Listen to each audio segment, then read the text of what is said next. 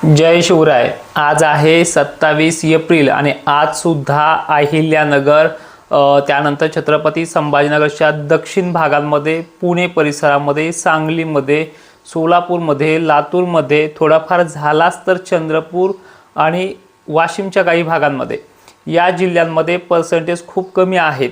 पण अहिल्यानगरमध्ये पर्सेंटेज वाढलेले आहेत। 27 तारखेला दुपारनंतर दिवस मावळता कोणत्याही क्षणी स्थानिक वातावरणाचा पाऊस आहे, सगळ्यांना होणार नाही। ज्या ज्या ठिकाणी पश्चिम भागाकडनं ढग येताना दिसतील त्या ढगांमधनं हा पाऊस त्या लोकेशनला बरसू शकतो। अचानक आलेल्या वातावरणामुळे धांदल उडू नये त्यामुळे हा व्हिडिओ त्या भागातल्या शेतकऱ्यांना पाठवायचा आहे।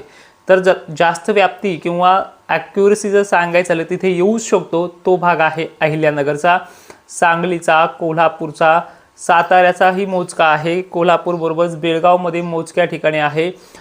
पश्चिम महाराष्ट्रात ठिकठिकाणी असं स्थानिक वातावरण बनायला सुरुवात होणार आहे।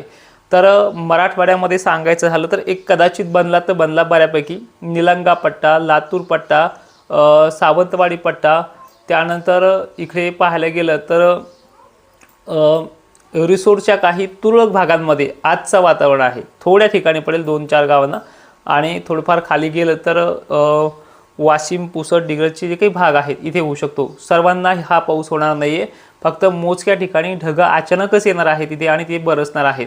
तर सर्वात जास्त व्याप्ती जी राहील ती अहिल्यानगरची, जास्त म्हणजे 10% आसपास आहे, ज्यामध्ये अहिल्यानगरचा पश्चिमेकडील भाग घेतो खाली खाली सरकेल आणि हे होणार आहे गरमीची लेवल जास्त असल्यामुळे।